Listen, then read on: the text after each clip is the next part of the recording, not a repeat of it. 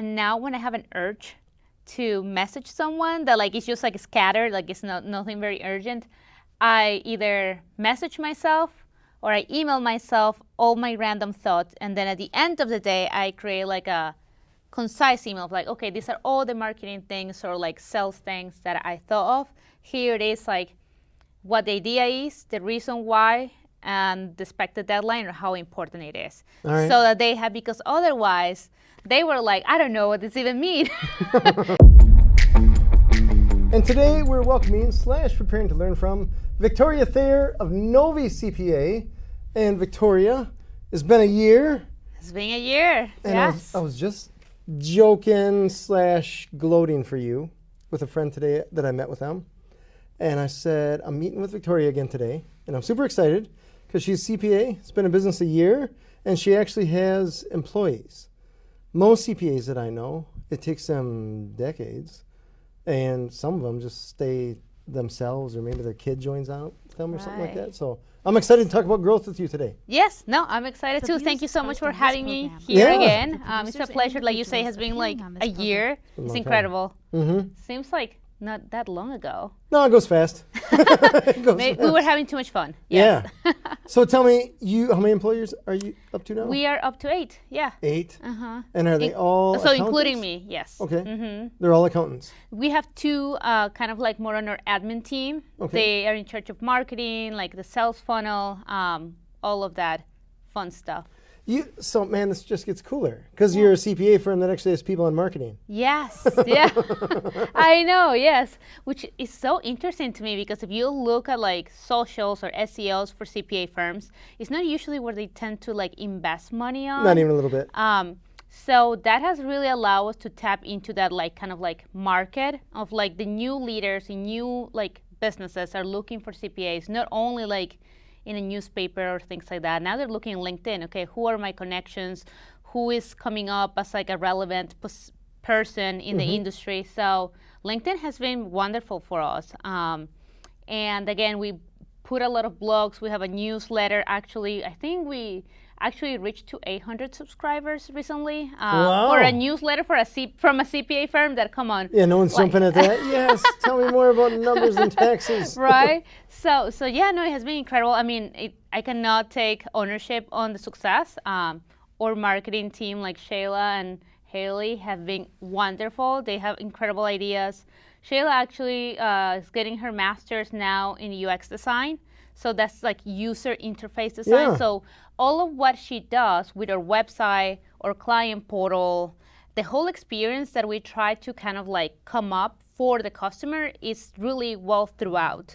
Like we try to really make sure that their experience from the moment that they sign an engagement letter is like, hey, this is your welcome package. This is like little tutorials on how to use your client portal, trying to make it as easy as possible because come on, like numbers are already kind of frustrating. Sure. No one wants to do taxes. So if we can make the process easier, then why not? And that really has helped us quite a bit. That's incredible. Yes. You know what's funny? Because the same person I was gloating about you too.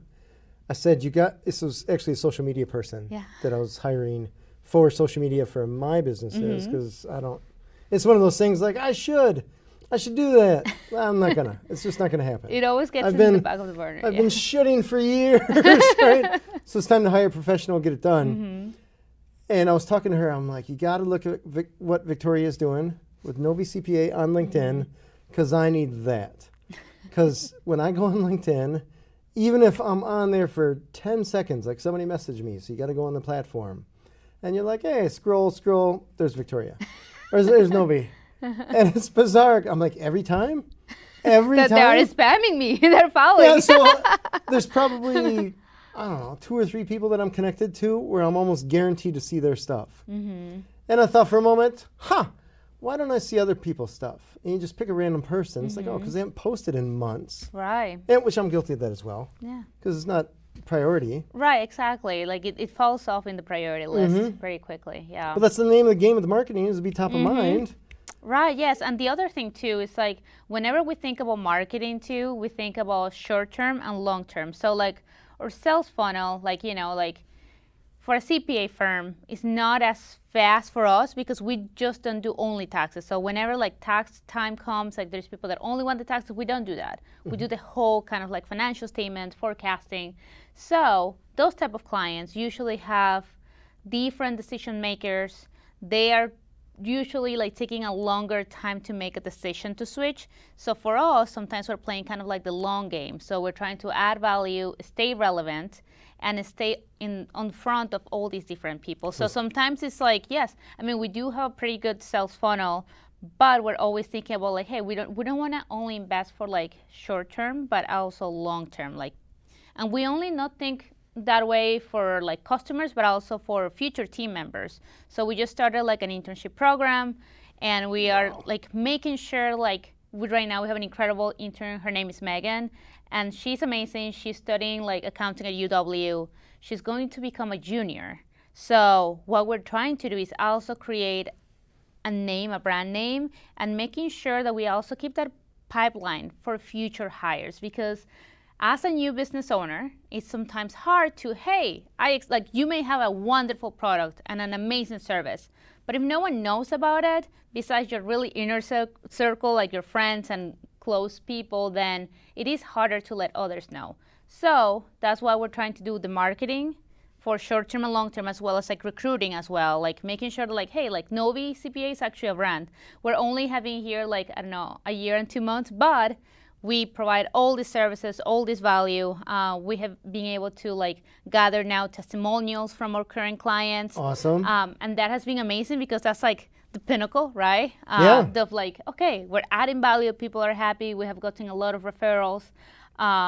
So yeah, that has been just wonderful. Yeah, we're very, very excited. That's cool. You got the social proof. Yeah. It's so interesting talking with you because you're CPA that's actually got your head wrapped around the numbers and the business. Yeah. Most CPAs, maybe it's just the circle I'm talking to, but they don't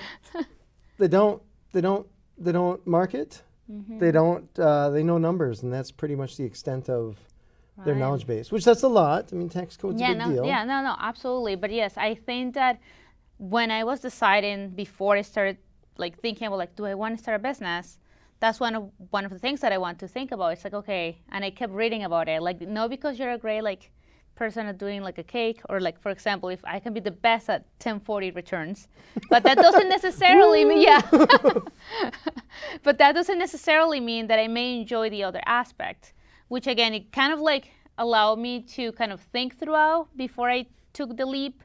And I was like, if I imagine and visualize myself having to deal with like prospecting, if I visualize myself doing all these things, does it bring me joy or does it bring me like a headache? Oh, pain. Yeah, pain, like kind of to visualize it ahead of time. For me, it was exciting. So that's why like for me, it has always been about like, okay, I love what we do. We have to have a great quality. And at the same time, my vision from the beginning was to have a business, not to be a self-employed person. So that's also something that we need to figure out when we're starting a business. And I have fellow CPAs that they like the lifestyle.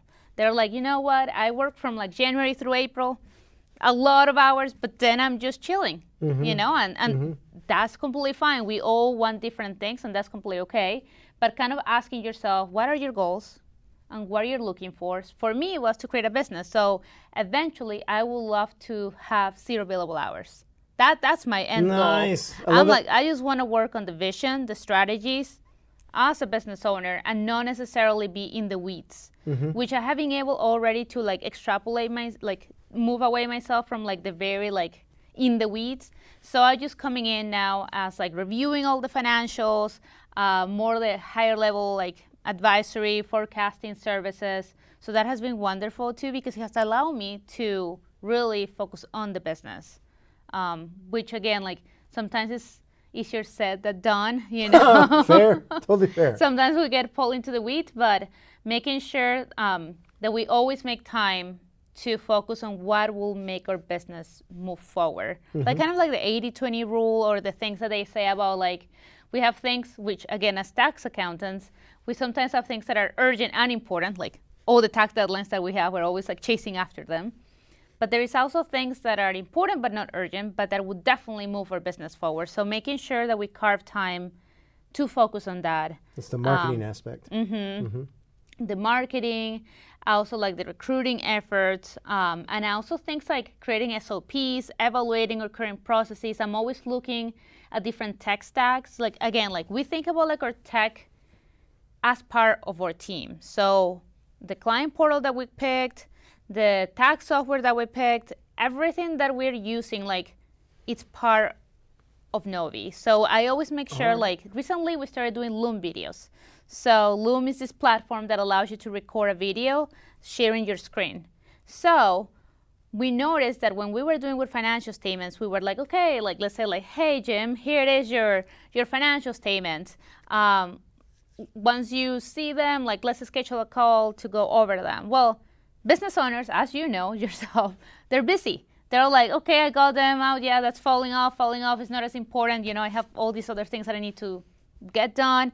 So what we found out is that people were more likely to see it. Then we started doing like a little summary, like in the financials of like, hey, these are the highlights. Well, people were still not reading them. So we decided to do a video with this platform called Loom. So we record a little video saying like, hey, like 5 minutes or less, about 3 minutes of like, hey, these are like the big highlights of your financials, and we walk them through it, give them the why, what is their like percentage of growth, what are the main expenses, things like that. And it takes 3 minutes. We send them the link, and they have been watching it more, and we have been able to find out a way to add value to the clients. It's like, hey, you're paying for this. You really need to know these things, and then we let them know, hey, if you want to sit down and like even like dive deeper into this, like let's have a conversation.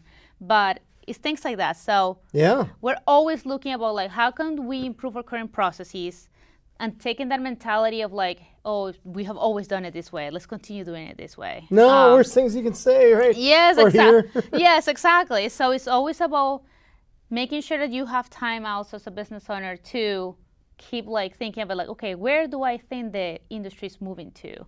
Where is the next thing? So that has been very, very important too. And analyzing even our data, we were looking, okay, what are of our clients, who are our like our sectors that we're serving the most? How can we niche down too? So even with things like that, it has been important to take the time and reflect back, okay, like where are we spending most of the time? Where should we invest more? So yes, always making sure that we're looking back at what we're doing and evaluating it too. So when we just started doing that Loom video, we were actually embedding the video in the financials. Bad idea. We tried it for like a month and no one watched it. And we were like, okay guys, we're paying for like the subscription. We're Loom subscription. We're taking the time to record the videos and no one is watching it. Well, like, is it worth it? So always, whenever I make a decision as a team, like, and for the organization, always evaluating it, like, was it right or was it wrong? And it's okay to be wrong because at least we tried. That's it right there. You tried. Right? Can you imagine how many other companies either didn't try at all, or they tried and then they're just like, yeah, we do it now. That's how we do it now from this point on. Yeah. For decades or whatever.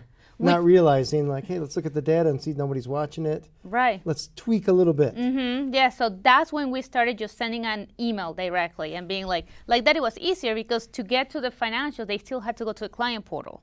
It's so funny that you're saying this stuff because I'm like, if I would have gotten that email, no. It gets opened, maybe, if I'm stuck on a plane or something like that. But watching a 3-minute video, sure. Yeah, sure. Like you can do what you want. Yeah. Exactly. So, and it's pretty short. It's like you watch reels in Instagram or like nowadays TikTok or I don't know what people are watching things on. So yeah, so we decided to do that. So always like reevaluating things. And I think that as small business owners, all of us, we have a competitive advantage, which is that we can move fast. Like big corporations, like nothing against the big like CPA firms, the regional and national ones, but compared to us, we move pretty fast. We can get like implemented software so fast. We can implement new processes so fast. So we use that to our advantage instead of seeing like, oh no, like they have so much money, they have all these resources, trying to look at what are the competitive advantages that we as a small business owners have, which is like the relationships that we can create. They're not just like a number, so people feel more value. We can move fast. And even with like as business owners keep recruiting people, it's like creating that culture that will attract the right people. Yeah. That's huge. Yeah. Tell me, let's talk about people. Yeah. Because that's always a challenge for any business. Yes. You got 8 people, including yourself, which means that you're approaching that size where you almost need a manager. Yes, which we do. You do? Yes. Okay. Yes. So we have a director of operations. So she's also CPA. I worked with her previously. Oh, nice. Yeah, so it was great to have that relationship with her. We worked together as auditors. So I knew her from then, and she had joined the team, and she's in charge of like making sure that she has like SOP set up. We worked on that together, and she also has become like that position I feel like any business owner should have, that believe on kind of like removing themselves from the weeds. Because having someone in a position of director of operation has allowed me to remove myself to work more on the business than be pulled, like for example, if the staff accountants or the senior accountants are like, oh my God, I don't know how to deal with this, then they go first to her. She's the one like making sure that we're meeting all the deadlines, and I'm pulled in only with certain clients and when things are getting very complex. So awesome. again, it's an investment at the beginning because, okay, at the point that I was about to hire her, I was like, well, I'm pretty much taking away from what I am like, you know, what I'm making and what I'm like, you know, growing into the capital, into the business. But it was an investment because, again, going back to the vision, I was like, well, that was scary, but I believed that, okay, it's going to be an asset and it's going to allow me to free up my time so that I can focus on what I can add the most value. So in my case, it's sales. I am the one that is bringing all the sales. So I am the one being more out there. So I needed to make sure that I gave myself time to be out there, to be doing the prospecting calls, to be going to networking events, to be going to like all sort of things, conferences. Doing the hustling, sure. Yes, exactly. So if I don't do that, then we're going to plateau because I'm pulling to the weeds. So that was the moment when I knew that I needed someone else to kind of replace me for like the more accounting work and tax work. So that I can like, I mean, I'm still involved, but I have been able to remove myself. I think that at this point I'm probably like 40% accounting and tax work and 60%. Okay.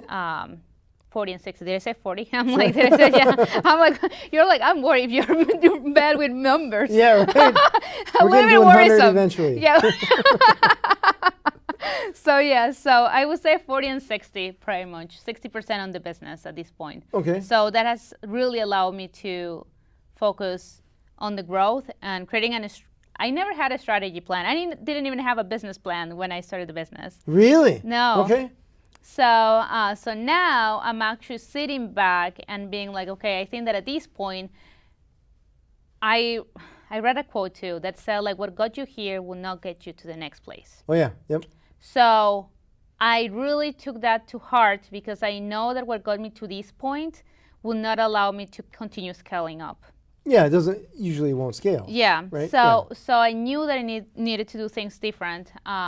So that was one of the reasons too, to start delegating work and making sure that I get finally a strategy. I have gotten mentors as well. Nice. I tapped into the resource of the Maryland Mentors, which is like a free community. Because again, like I'm still pretty young. So, you know. We all are. It's all good. All good. Yeah. So I'm trying to tap into the knowledge of other people. So I have been able to like talk to people that are in HR, other people that are like experienced CPAs that have been like in very big CPA firms that know everything about SOPs and how to set them up. So always reaching out to your network and also to people. People are so wonderful. When you ask them genuinely, hey, I have this situation, this is what I'm thinking, they will give you your advice. First of all, they're going to be flattered that you thought like so highly of them. And yes, definitely, I have gotten to lunches, coffees, and people have been so willing to give advice. So that has been wonderful. So that has been another reason why we have been able to grow too, tapping into the resources that the community offers. There is a lot of help out there. Oh, there's a ton, incredible amount. You get Small Business Development Center, you have SCORE, there's 5 million people offering coaching of some kind. Yeah. There's even just anyone that owns a business, if you call them up and say, hey, let me pick your brain over coffee. Right. In my experience, it's been pretty rare that they say no. Yeah. And it's also been my experience that if they say no, usually they don't want to admit what's going on behind the curtain. Yeah. So you don't want to talk to them anyways. Yeah, exactly. So yeah, so it's about that too, because I feel like one of the challenges that I have faced too, and I think that probably is common, is that as business owners, we are sometimes a little bit kind of like very alone with certain topics that, of course, like you don't want to like just open up to the whole team, maybe because like maybe sales, maybe it's like, oh, we're not hitting the sales market. I don't want to. Employee would be like, what? Yeah. No, might have a job. Exactly. So, but you may want to talk to someone that has more experience in the industry regarding that, about like, okay, is this seasonal? How does this work? Should I be tapping into different like organizations? Things like that. Or even if you have issues, no issues, but like challenges or things that you want to overcome with like communication or organizational structure within your business, you may not want to just open the floor, but you may want to tap into those like mentors or people that can like allow you to pick at their brains too. Yeah. That has been amazing for me because again, like it can get lonely. It can get lonely and very kind of like overwhelming, I think is the word, which, you know, we have to juggle so many things. Yeah, I mean, that's part of the game. Right. I have a small group that I meet with once a month. Oh, that's awesome. Just a few people, and they're all business owners that I would say are relatively the same as far as what they're pulling revenue-wise and stuff like that. But they're, one of them I like because she's retail. And so anytime that I'm like, oh my gosh, it's so tough to find employees, she's like, let me tell you how hard it is to find employees. And then my problem's like, yeah, I don't have a problem. We're good. Perspective. We're good. Yeah. It's everything. And then it's also because they're in different verticals, they can say, well, this is how we do it in our little neck of the woods. Which is great. And you can say like, oh, you know, why don't we do that? Yes. Or something of that nature. So it just, and it's people, I mean, to a point that's a little bit of a complaint session, but but it's not like you're just complaining to, we're finding solutions. Like you just complain to a spouse or friend or something like that. These are people that are like, you don't get to complain unless you are actually interested in a resolution of some kind. And so that gives it some, like, okay, it's not that big of a deal. Here's the steps that we should take. Or here's perspective 1, here's perspective 2. And maybe they're opposing perspectives or maybe they're a little bit different, but it's just people that have gone through stuff. Right. And so they have some ideas. So that's been helpful for me. That's awesome. I love the fact that they are in different industries. Because I think that what can happen to business owners is that if you, for example, if I only reach out to CPAs, I get in this silo of, again, going back to like, this is how the industry has always done it. But other industries may be going ahead and like, you know, like, let's think about like, hairstylists, their social media, like I know boom, boom, boom. They got it all. They're like always in the feed. They're like amazing at that, at like content creation and keeping people engaged. So there are things going on in different industries that we can always learn from. So I love that you do that. Yes, that's awesome. Yeah, it helps, I guess, because there's always going to be a problem or issue or challenge, whatever you want to label it, right? At some time that you have to deal with. At any given moment, right? But it also, I think it helps, or at least for me it helps, from a mental point of view. Yeah. I was even talking with people today over coffee. I ran into a guy that I hadn't talked to in years. And he was telling me about some employee issues. And I'm like, thank you so much for saying that. Because I have employee issues. Everybody that I know that has employees has employee issues. But when I throw something on social media about employee issues, there's people that are not in business that are like, oh my gosh, James, you must be a huge pain to work for. And I'm like, or every one of the employees has some headache or challenge. Yeah. It's not to say that maybe I'm a pain in the butt to work for. I don't know. Probably am. But it's one of those where it kind of gives you a sounding board, or you know that you're not alone. Yes. That you're like, okay, cool. Everybody's got problems. Got it. Yes. It's not just me. Yeah, no, that's so important too. And I faced that too with, at the beginning when I was just starting out, I took so personal when people will say no to a proposal. I was like, oh my God. Why do you hate me? Why do you hate me? Like, what's wrong with me? I like, honestly, the first time that it happened, like, I felt like I didn't know my own, like, it took me too hard. Like, I was like, oh my God, I don't even know my value anymore. I'm like, people don't value me. I don't think I'm that actually smart. Like, I started like telling myself all these things. And then I met with someone that was a business owner, and they told me, that's going to happen a million times. That's normal. We all have been there. Like, that has nothing to say about who you are. And they were like, and let me tell you something, not everyone's going to like Victoria, and that's okay. That's just what the market is.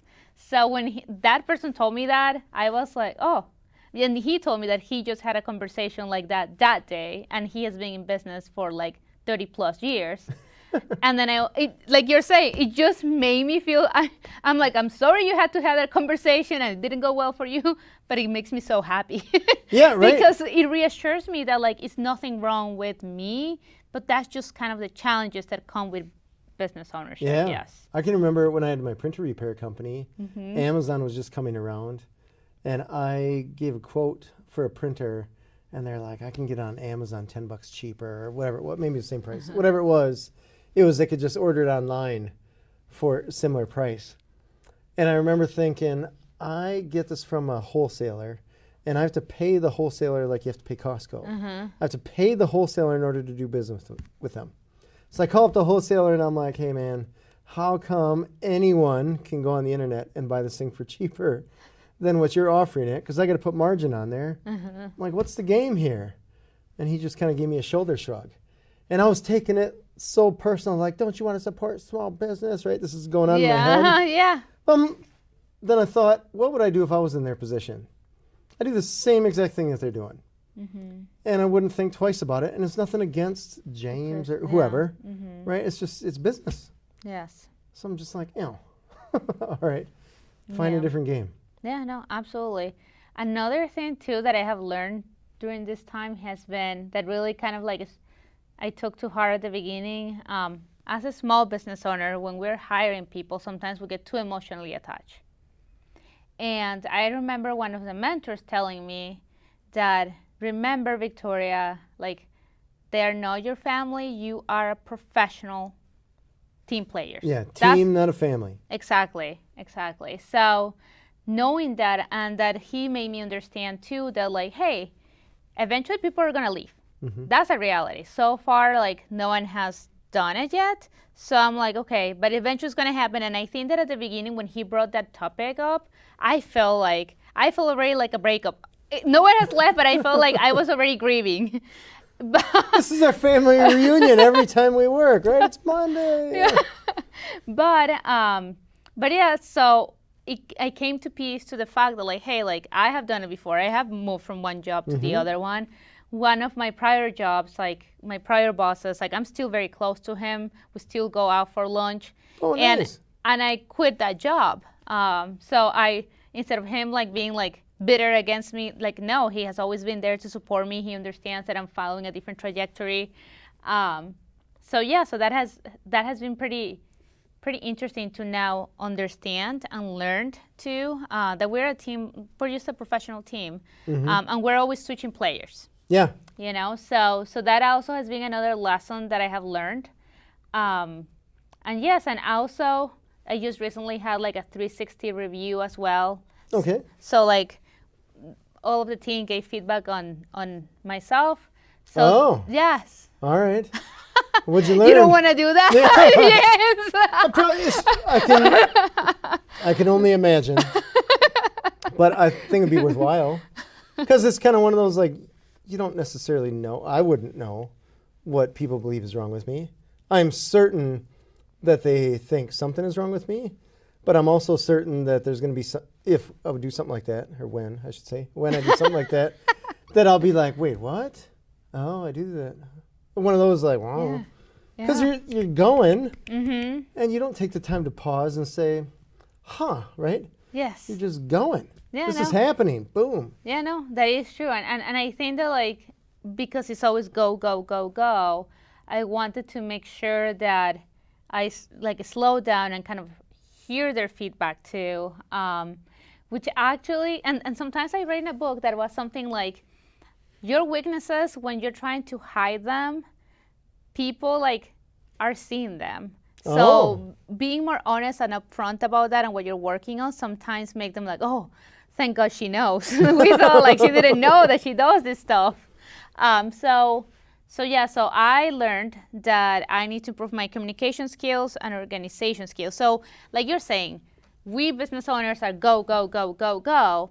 Sometimes I can start talking without telling someone what client is this for.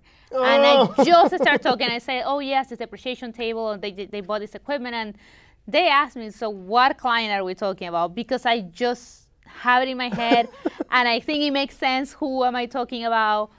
But I don't give context, for example. All right, sure. Or when I'm giving, like, I'm very scattered. Like, my best thinking time is when I'm driving. Okay. So I come up with like a lot of ideas, and sometimes, like for example, to my marketing team, like they are like, I tell them like, oh, this or this and that, and then I send them like a bazillion Teams messages, and they're like, well, can we concise it all in an email maybe, and then see like, okay, which one should we attack first, and things like that, because sometimes I can think so quickly that I can like just bombard people. So, and that was consistent across like all the team. So it was nothing like one person had it against me. It's like, how dare they? They have something against me. No, it was consistent. It was about like the communication skills and being able to like organize the thoughts better, and also knowing what is more priority than other things, giving more context too. So definitely I see it. And now when I have an urge to message someone that like it's just like scattered, like it's nothing very urgent, I either message myself or I email myself all my random thoughts, and then at the end of the day, I create like a concise email of like, okay, these are all the marketing things or like sales things that I thought of. Here it is, like what the idea is, the reason why, and the expected deadline or how important it is. Right. So that they have, because otherwise they were like, I don't know what this even means, which is fair. Like I'm like, these two words make sense in my head. Yeah. But understanding that like different people hear different things and then process information a different way. So that has been like eye-opening, because like you, I'm always go, go, go, go. I'm in my emails while I'm walking to places. I'm like, red light, oh wait, I can get 30 seconds. I can 30 seconds. Yes, I'm always on the go. Like I listen to podcasts and stuff like while I shower. Like I try to be as efficient as I can. Yeah. So understanding that like other people are not going at the same speed, and that's okay. But also making sure that that's not hurting efficiency in the team. Right. Because me going like at 1,000 miles does not do anything if I'm just putting all this confusion on people, and they're like, well, we don't know, and then they cannot move forward. Because they don't have any direction with that information. Yeah, so that has been one of the things that I'm working on making sure that I am more like organized and improving my communication skills. But again, like I was like, oh, I guess I'm not a communicator, but that's okay. At least now I know. I think that internally I knew, because even with my husband, sometimes he's like, what are you trying to say? So I guess I saw it coming. Try to keep up, buddy. Try to keep up. But now hearing it from them, like, yes, this is something that I need to work on, and now I'm more mindful and intentional. Another thing too that I learned was that someone brought up that they didn't feel value when we were not respecting internal meeting time, because then it felt like their time was less important than other people's time. So you had a specific time for a meeting and it would go over? Yes, exactly. And it was consistent. I was being, like, I stand responsible. I was being a little bit bad. Like, if it was internal, it was like, well, it's okay if I'm like 20 minutes late. Late to the meeting? Oh, yeah. Late. Okay. Late. Yeah, okay. So late to the meeting. So because we were all in the office, I was like, well, it's okay, it's fine. Yeah, that's good. That's fine. Yeah, okay. That was in my head. But in my head, it was never the intention to make anyone feel less appreciated or make them feel like their time is less valuable than mine or than anyone else's. Mm-hmm. But when she told me that, I was just shocked, because I was like, oh my God, that was never my intention. I was just like, well, we're all here, like, it's not a big deal. Like, we can always, like, recap at another time. Mm-hmm. And since then now, she told me that, I was like, oh, I never want anyone to feel that way. I am not more important than anyone else. Like, we all have different skill sets and we're coming together, but that's it. But since then now, I make sure that I put an alarm when we start, when we end, and I don't book back-to-back meetings anymore. Okay. Because the issue was if I had a client meeting right before that, when I ran over the time, then I usually was like, I just let it happen, and then all my other meetings start trickling down, and then the Wisconsin goodbye, right? I'm going to say goodbye 12 times before I leave. Another 45 minutes. Yeah. So that also has been something else that I'm working on. But again, like, I also had those mentors to hold me accountable. So I gave them all my summary of my 360 reviews, and I told them, okay, these are the things that I think I'm going to improve. I'm going to work this quarter on, and this is what action items I'm taking to improve them, like not getting like back-to-back meetings, putting alarm, making sure that now like I am not like emailing one little thing for every single thing that I'm thinking of, but concising it. So it takes an effort too to make sure that in order for the team to grow and be successful, I also need to change my mentality, because I think I still had the mentality of like just myself, like kind of like a selfpreneur kind of person, like, like just a solo flyer. So now making sure that as we keep growing the team, like making sure that also my mentality and my skill sets get aligned with who I need to become to get to the next level. Gosh. Yeah. Oh, I love that. Who you need to become. Yeah. Wow. That's impressive. That is. Wow. Oh, thank you. Just came natural. Tell me who you need to become to get to the next level. That's amazing. It was all worth it right there. Podcast is over. I just summarized it in 10 seconds. That's amazing. Yes. Wow. Who you need to become to get to that next level. So tell me about this 360 thing. Is this a questionnaire, or is this somebody interviewing them? No. It's like a form with specific questions about like, okay, like one of them was like, what areas could I grow in more? Could you? Could I? Yes. Okay, not the person So it was yes, no. So they had it for like, I think 3 weeks before our meeting. They came up with all of their answers, and this may be challenging for some people, but it actually was in person. So I met with every single one of them. Okay, asking them the questions? No, and they came Tell me what you hate about me. No, but practically. No, but really, yes.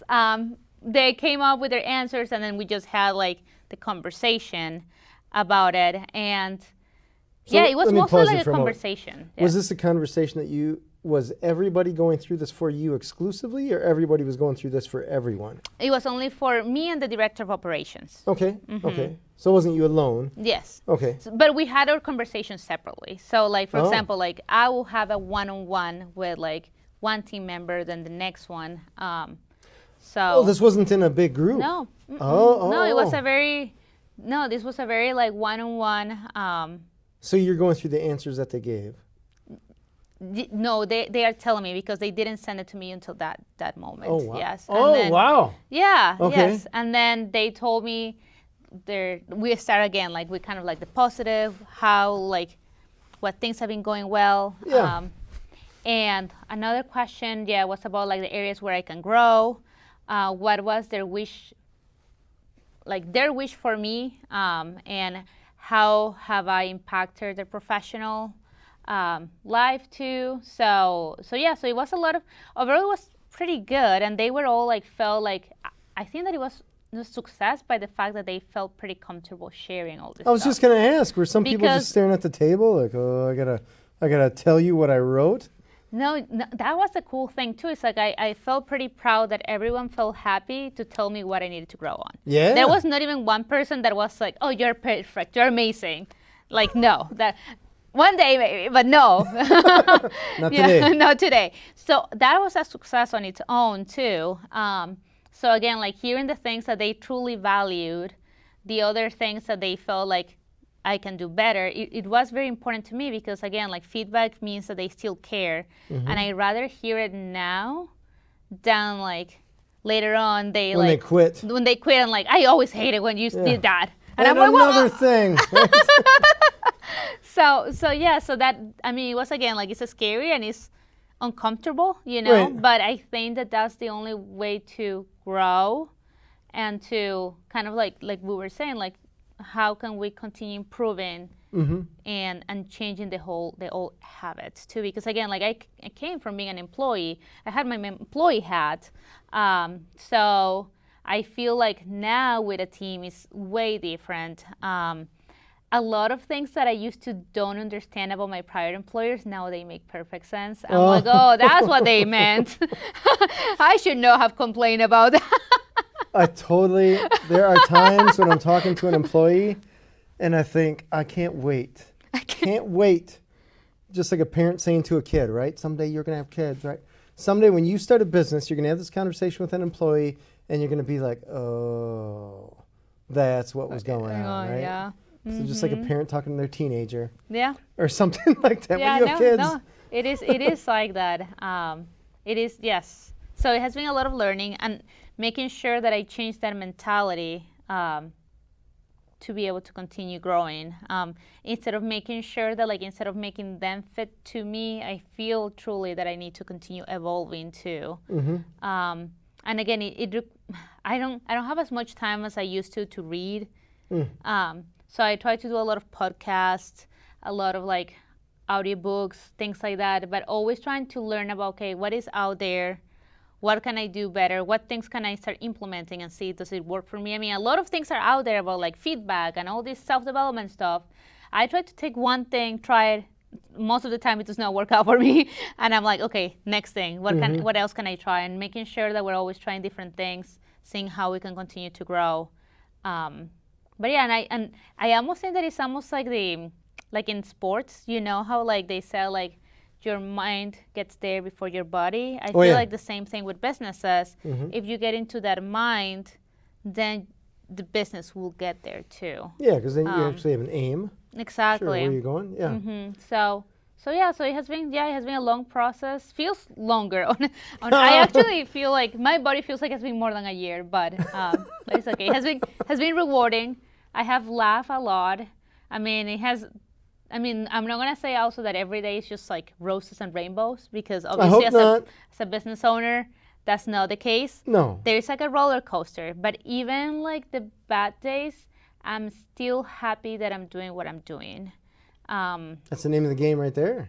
Yeah. Right? Enjoy your business. Right, yes. And it's supposed to bring us joy. That's the goal. Yeah. One of them. Yeah. But yeah, that's a big one. Yeah. So that has been kind of like the whole experience. Again, like I continue dreaming about like the next stage for us. That is incredible to hear. Yeah. That you're always just looking at like what's next, what's next to growing. Because then employees are going to be like, okay, what is next? Or I hope the right ones will say that. And that's got to attract people. Clients will be impressed with that because they're like, okay, she's interested in growing. Yeah. So that's super cool. And one of the things too that I always think is like with CPAs or with any, like you also want to, if I show that like, hey, like this is like the perspectives that we're using, and kind of like then other clients are going to be like, oh, actually we also want to grow, so we want to be surrounded by people that are, or businesses that are also in the same trajectory, that are also showing the same things. Because if I'm trying to sell like a forecast to a client, it's like, well, are you forecasting your own things? Like how, like, it's almost if you're trying to sell something to also be good at it. Yeah. So, that's fair. That's fair. I used to always make fun. I shouldn't say used to. I still do. I make fun of business coaches that don't have their own business. Yeah. Or you think of a health coach that's overweight or something like that, or someone that's even a doctor that smokes. I don't know. Yeah. Something like that where you're like, I feel like you're not the expert that you're trying to portray yourself as. Yeah, no, exactly. Yes, no, I feel the same way. That whenever I try to seek advice or surround myself with people, I make sure that like, do they actually do as they preach? Huge. Yeah, so. Huge. My advice is so good, I don't take it. But I want you to pay for it. Yeah. Yes. Nailed it. Perfect. So, yeah. So tell me really quick, because I know we don't have a ton of time here, but your business, you're focusing less on taxes and more on a broader forecasting and all that jazz. Tell me about that, because I'm going to say I'm an ignorant business owner when it comes to numbers and stuff like that. I know the growing, the sales, the marketing, you rah rah, Yeah. all that. But forecasting is something that I'm just like, we're going to be more and better. I hope. So tell me about that Yes. end. Yes. So so again, what we do is like financial statement preparation. So like on top of the bookkeeping, some clients have their own bookkeepers, like internal personnel, or we come and do that as well, like bill pay, invoicing, all of that. Then we do the financial statements. So that's almost like the transactional part, let's say. Okay. Then it comes more of like the kind of like controller services or almost like CFO services would come with like the budgeting, the forecasting. So what that means is that, okay, we look at your historical data. We're like, okay, you have been growing 5% every month, every quarter. Then we have that historical data. Then after that, we can project your future. And then we can also know what costs you have variables and fixed costs. So like if you sell a service, in my case, what we're selling, we have hours, right? So we have employees. So that's a driver for revenue. So, but at the same time, it's going to signify a payroll expense, payroll taxes, benefits, all of that good stuff. So what we do is that we build these models with all these drivers so you can see when is the best time to hire someone financially, how is that going to affect your cash flow. And they usually do that a lot for like tech companies because when they're trying to raise more money, they're saying like, okay, you're saying that you're going to hire all these people, you're going to like buy all this equipment. How is that going to affect what sales are you projecting? So it helps a lot, but it also helps, like we have one client that they were thinking of hiring different staff, but they wanted to know when was the best time for cash flow. Because they also were planning on buying some equipment. So they had different things moving on, going on with their business. So what we do is like, first of all, you need to have good transactional data. So like your books need to be clean because we're basing that to the future. Then the forecast portion comes to like, okay, this is what we believe is going to happen. And at least then the clients know when to make the decision, when is the best time. They have worst case scenario, best case scenario, and they actually can make goals for like, okay, this means that I need to have this much revenue if I want to hit that goal. All right. So it creates this like kind of like bringing to like reality and step by step these like ideas. Like I can say like, well, I want to be 20 people in a year firm. Well, what does that really mean? How much money do I need to make? And what levels am I going to hire? If I hire a staff accountant, a manager, it's going to be this much, it's going to be this much. How many workable hours are in a day? What will be the billable rate that I need to put to the client? What do I need to do? Do I pay them less? Do I increase my billable rates? Like there's all these different variables that I can see all in one model, understanding, okay, so what different moving pieces do I need to change to get to my end goal of making this much money? Yeah. So. Oh, I love it. Yeah, so it's a little bit of like looking in the crystal ball. Sure. So are you projecting out a year or 3 or months or quarters or So we do. So some clients we do it up to 5 years. Oh wow. But we recommend doing it like up to 1 year to do more like precise. Sure. But again, like the people that usually ask, like business owners that ask for 5 years are usually more the ones that are looking for like Series B like funding and things like that have multiple investors and they want to kind of like project far ahead. Yeah. Got it. That makes sense. Interesting. And then are there other facets of what you guys do? Yes, so we do. Yeah, so we do the tax preparation and tax planning. Again, we like to think of tax preparation and like the tax return as a byproduct because, for example, next month we're going to be meeting with all of our clients that are small business owners, S corporations, partnerships, that we need to sit down with them and be like, okay, this is what your year has been so far. This is based on this is what we project you're going to make at the end of the year. I mean, pretty much, these many months have gone past. We know pretty well how much money you have made, how much money you're going to make the last quarter. So we can know how much are you going to owe in taxes so that you're never surprised. Because I used to be in jobs that like clients were like, well, I didn't know I was going to have this bill, so I was not prepared for this. So we never want to have that conversation. And if they're going to owe money, if we do it in September, the tax planning, then they still have plenty time to make things change. So maybe they decide to like hire more people. They decide to buy an equipment that they were thinking of buying either way. They can do like more retirement contributions. There is multiple things that we can do to reduce the tax bill. when it's not January? And it's like, well, there's very little at this point. Yeah.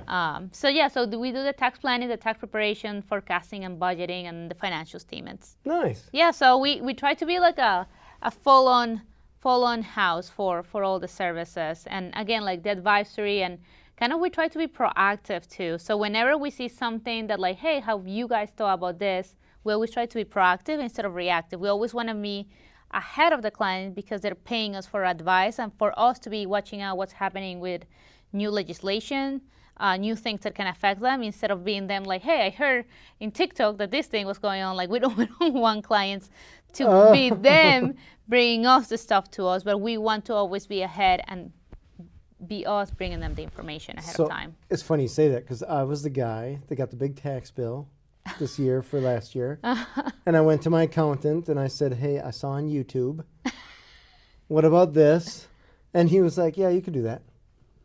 And I'm like, why didn't, you could have given me a little heads up, little like, hey, James, have you ever thought of this? Or, hey, have you considered this? Or, hey, I'm a guy that you're paying a lot of money to know stuff like this, so here's some options.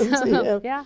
Instead of me looking on the web Yeah. and typing in something like how to save money in taxes, right?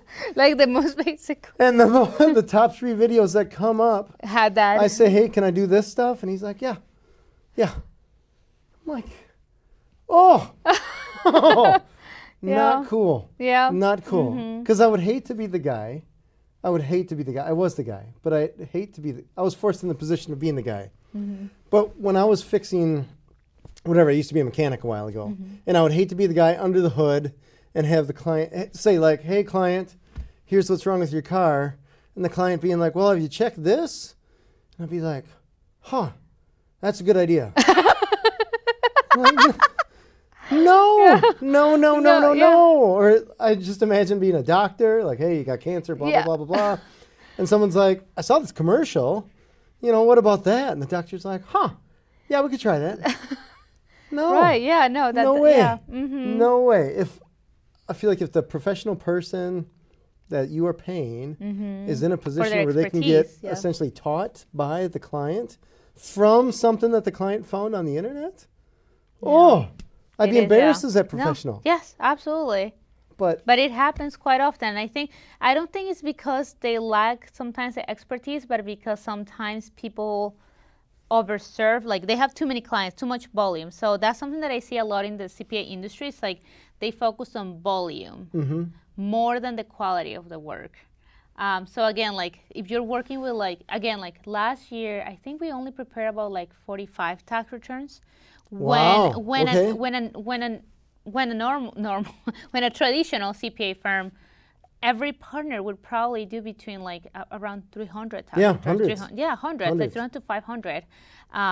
When you're looking at that many, again, it's more likely that you're not going to know the ins and outs, and you're not going to like be looking too closely about what else can we do, or even care, right? You're just trying to move along the work. Churn and burn. Yeah, I learned after talking with many people, CPAs and other business owners and stuff like that, that there are tax people where you give them the numbers and they, like a machine, spit out what you owe. And apparently that's what my guy was. And then there's tax strategists who are like, okay, this is a game. What if we move the pieces this way? What could be the results of the game? Which that sounds like way better and more like what you do. Exactly. Yeah. Okay. So yeah, it's different business models, but but it's funny. It's funny that you say that, because I, as this ignorant business owner, I'm in my own little silo for doing business. Like I got my call answering service, so rah, this is my shingle call answering service. But no one pulled me aside and said, hey, CPA can mean different things to different people. Yeah. So just because you hired an accountant doesn't necessarily mean that they're going to do the things that you'd like them to do. Right. They're going to do whatever they feel like that nomenclature means. Like no one pulls you aside like that. Yeah, no, that is true. Yes. Because I even asked, I don't remember who I asked, but I'm like, okay, CPA, Certified Public Accountant, is there another three-letter acronym that I should be looking for so that I don't have to go to YouTube? What is the thing that I should look for to find somebody that does the thing? And they're like, no, they're all CPAs. So then I was thinking, oh, well, we got to come up with another acronym I know, or another something. acronym too, yeah. Say like, I will actually look at your numbers instead of Yeah. just entering them, or Yeah. something of that nature, whatever it is. Right. Yeah. So I think you got an awesome thing going. No, yeah, no, thank you. That's what we're trying to do, like focusing on the value creation. Because it's also no meaningful work for us if we are just plugging in numbers. Again, I would like, hope not. yeah, So boring. right? So that's not the fun part. The fun part is to like, and we have talked to the rest of the team. The fun part is like creating the videos, telling them what it means. Yeah. I would get excited if I was an accountant. I'm totally not. But if I was, I would get excited for a client if I could save them money. And if I'd be Right. like, I just saved you $50,000 in taxes. Yeah. I would feel just this rush of like, yeah. Yeah. So maybe accountants don't do that. I don't know. No, we do. We're pretty cool. Okay. Nice. You may be the anomaly. So from my experience, pretty sweet anomaly. So it's just one of those things where I'm like, don't you want to look? And even if it's not just for me, just this little, I don't know, there's probably some rule or write-off or something that you could use that little piece of knowledge for half your clients. Right. Even just the mileage deduction alone. I didn't know what the options were for mileage deduction. Okay. So I had a Was that the thing that you found on YouTube? It was. Oh, okay. It was. So yes. So let me back up a step, I guess, to be specific about that. And keep in mind, I'm not an accountant. Yeah. But there's a few different ways yeah. to do that. And I was doing it one way. And then I learned about this other way on YouTube. Yeah. And so I go to my accountant and I'm like, can I do that? And he was like, yeah, you can. And I then followed it up with, okay, I know I can. I'm doing it this way. Tell me pro con. Like, why would I not do it that way? Yeah. And they lean back and they're like, well, and I'm like, well, this should be pretty straightforward. We're talking about mileage deduction. The rules of the game are pretty straightforward. Yeah. We're not talking about like new legislation that No, no. Yeah. So I'm like, from my point of view and my little 10-minute YouTube video that I watched, this makes sense. So tell me, if I were to do it that way, would you roll your eyes and say, oh my gosh, James, that's a terrible way? Or would you think, yes, that's the way, you picked the right one? Or like, I felt like I was working a Ouija board talking to him. Just Ouija give board. me, like I feel like I'm paying you for an answer where I say, I drove for business. Yeah. What is the best way financially to figure this out? And they're just like, you have options? Like, no. I know I have options. I know I do. Help me pick the option. Because I assume that they were They were they're watching the out for your smart best one because interest. they're the ones that I'm paying to be smart. Right. But yeah. Yeah. So the IRS got a few extra bucks for the past 15 years, 20 years, a while. Thank you for your donation. Yeah. They need it so bad. So yay. So what are some things, I guess just really quickly here, don't have a ton of time. Okay. But let's say top 3 things that you wish small business owners would know about accounting. That you just wish they walked through the door, they already know this, you don't have to educate them. Oh, that's a tough one. I guess. So first of all, accounting is important. I think right there. that yes, that it is the blood of your business. Again, like cash is so important. We need to understand what's going on in our business. I know we get busy, and a lot of small business owners are like, well, I do it every like quarter. Well, you should do it more often than that, or like bookkeeping and all of that type of stuff. So accounting is important. Do not think that it's like a just tedious task. Record keeping, it actually can help you give you a lot of information. Second of all, find a good accounting software. Like invest on like it's not that expensive. I think it's about like $50 per month with QuickBooks Online. Something that you can use to automate transactions so that you don't have to spend too much time doing it is super important. So finding a good one. Don't just use Excel or paper because it's very easy that you can make a mistake. You may be missing out on deductions for future tax. And also tax planning. If your business is expecting like a lot of growth or things are changing, be proactive about it. Talk to your tax professional about it ahead of time. Because after December 31st, there is very little that can be done at that point. So know that you need to be proactive about it. And also, one more thing, not because it was okay to do last year, it means that you should be doing the same thing. So we have a lot of owners that are like, oh, I have always been a Schedule C. I'm all Schedule C, my 1040, this is what I have always done. But it's like, no, wait a second. Like, your situation is now different than what it was 5 years ago. Does it still make sense for you to be this type of entity for tax purposes? So making sure that no, because you were always that, it means that you're always going to have to be that. You can change to a different tax entity, like an 1120S. All right. So always know that no, because you did something in the past means that is going to work for this year. Like, things change. Like you're saying, you need to like be proactive and see what is the most beneficial that year. I love it. Yeah. I love it. Victoria, thank you so much for being on the show. Absolutely. How can people find you?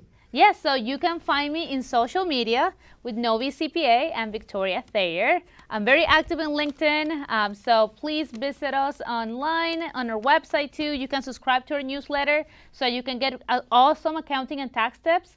And yeah, I hear that it's pretty. They enjoy it. It's a lot of fun, the newsletter. I bet.